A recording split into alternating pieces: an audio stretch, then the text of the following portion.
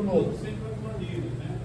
O princípio permanece. O princípio permanece. Tire aquilo que pode estragar você. Tire a influência que pode te fazer mal. Elimine. Seja em Canaã, com os povos de lá, para o Novo Testamento, é o pecado. Claro que o judeu, ele tinha que viver obedecendo a lei para não pecar. Claro, tá? Mas eu não sei se o judeu não pensando no... Claro, eles não creem em Cristo. Se ele tem a ideia de que é para ele eliminar de si o pecado e obedecer mais a Deus. Talvez ele possa ter uma questão de legalismo.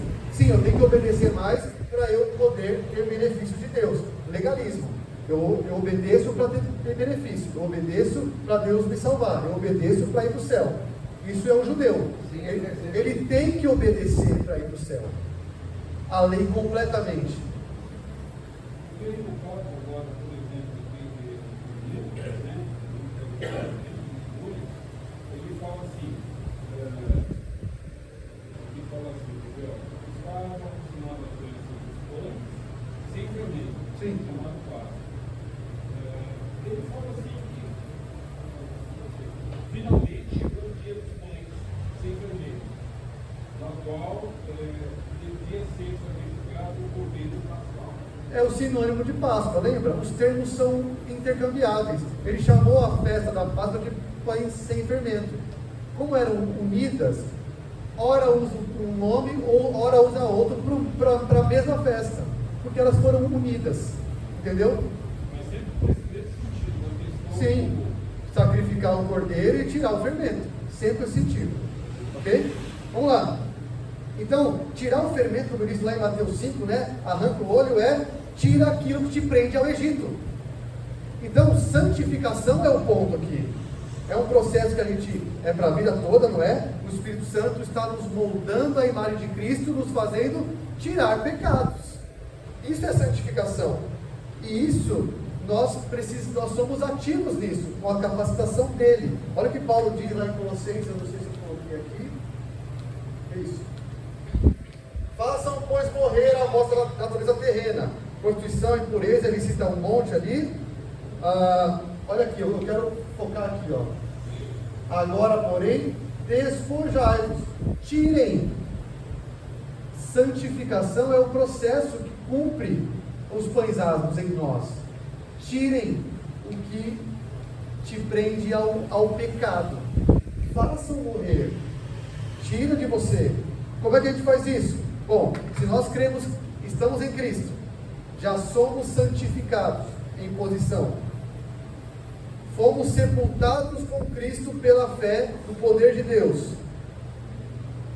Sempre que Deus dá uma ordem para a gente fazer, é porque primeiro Ele fez antes, como eu disse.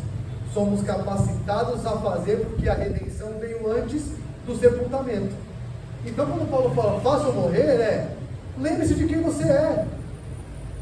Isso aqui é capítulo 3, Colossenses 1 e 2, é doutrina para você lembrar. Se morrestes com Cristo, já que você morreu com Cristo, pensa na coisa do alto. Já que já teve algo feito por você, agora, viva de acordo. Faça morrer, tira o fermento. Ele nos dá capacitação por isso, porque Ele já fez a obra da redenção. Tá? Isso é verdade para nós. Esse é o alicerce para a gente caminhar na luta contra o pecado. Ele já nos deu capacitação. Ele já nos salvou e nos redimiu.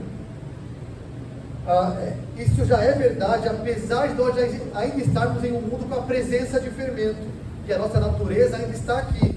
Mas o que nós precisamos fazer? Andar no Espírito, porque Ele diz, façam morrer, lutem contra isso. E aqui, indo já para o final, esse texto, como nós lemos em Corinto, é o texto que mais explicitamente fala disso. Olha só, lançai fora o velho fermento, para que sejais nova massa. Como sois? Aqui é impressionante. Por isso, vocês estão tolerando gente aí com pecado. Tira fora o fermento para que vocês sejam nova massa. Como vocês já são. Vocês já são nova massa. Sem fermento.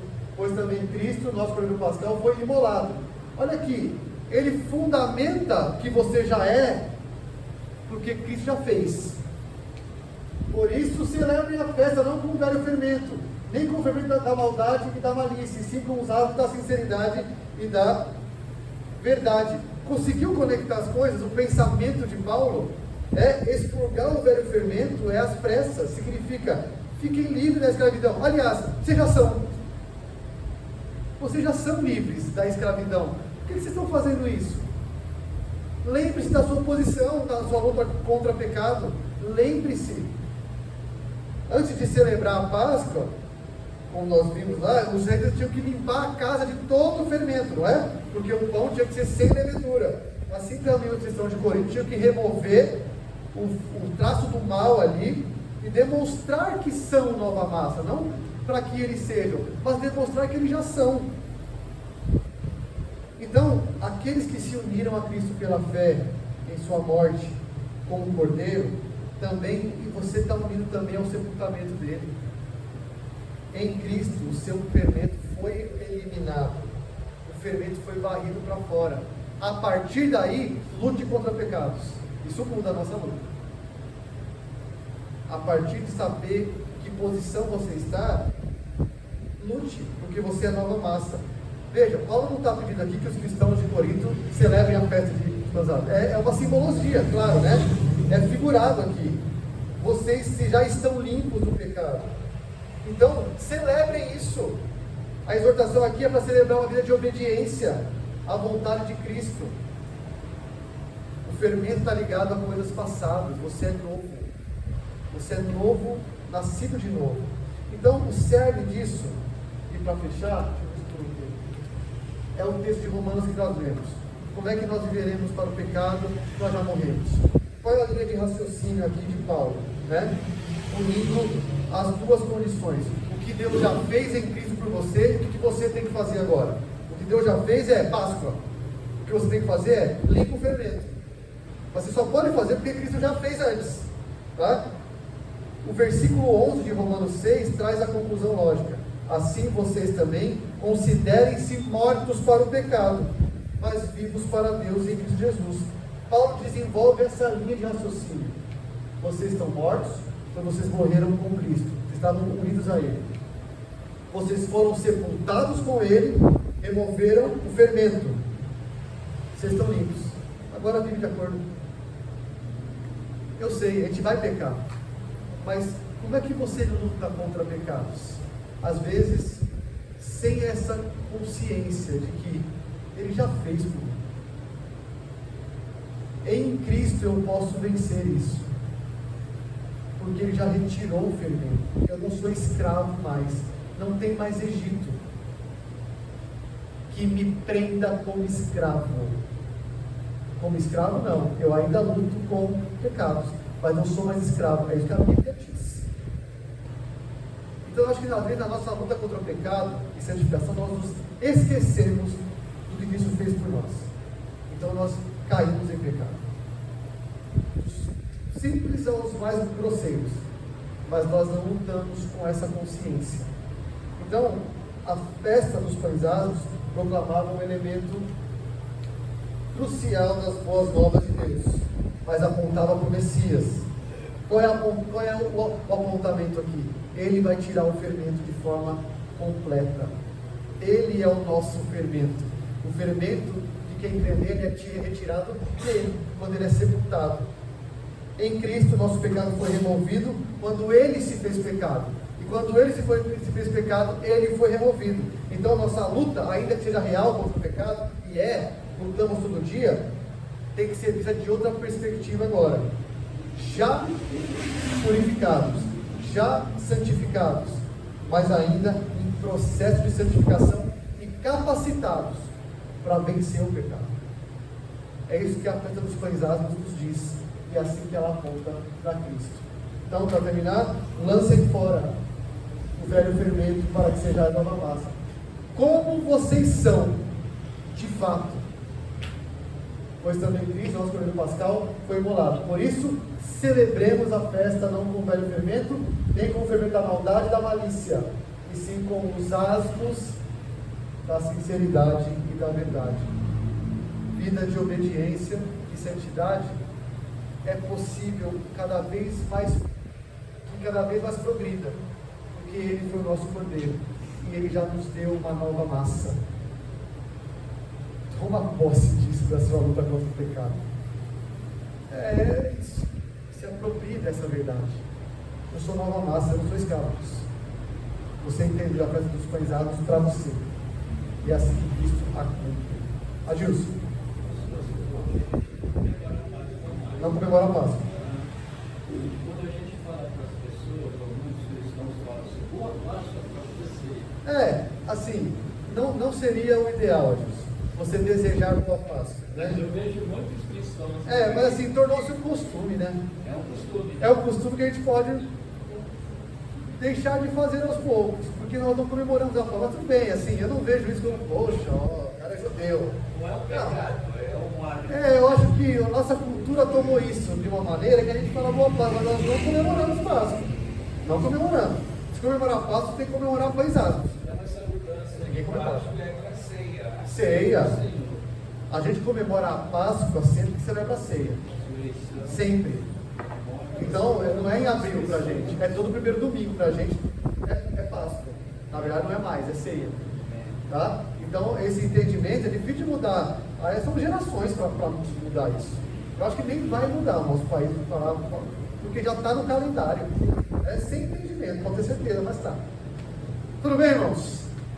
É bonito ver Cristo aí, né? Ele é o nosso fermento e Ele tira o fermento. Pois não? É isso. Isso aí. Comemoramos a ressurreição. Nós celebramos morte e ressurreição. É a Páscoa completa, é a Páscoa finalizada, cumprida. Nós celebramos o cumprimento da Páscoa. A Páscoa apontava para algo que foi cumprido em Cristo. É esse cumprimento que nós celebramos, e não a sombra. Lá foi a libertação física de Jesus. Isso. Aqui é espiritual. Exatamente, vida eterna. Perguntas, colocações? Guilherme, aí no caso, o apóstolo Paulo foi o único então que conseguiu fazer essa interpretação da questão dos pecados da servidão, porque de lá ele vem trazendo várias interpretações com relação ao fermento. Nesse caso aí, Isso. antes de falar do fermento, Ele está fazendo a associação explícita da festa dos pães asmos. Com o quê? Com o pecado, com vida de pecado. Agora, ele não foi o único. Ele escreveu sobre isso. Certamente, os apóstolos compreenderam. Agora, ele escreveu sobre isso explicitamente. Ele foi o que escreveu explicitamente. Mas eu penso que se ele está ensinando uma igreja, nessa igreja de Corinto, tinha judeu. Você for lá para Atos 18, tinha judeu. Aliás, era do lado de uma sinagoga. E um grande lá se converteu. O judeu que estava lendo isso, entendeu. Fez a conexão, ou assim esperava, mas um judeu lendo isso entende, pelo Espírito Santo, claro, né? O judeu convertido. Sim.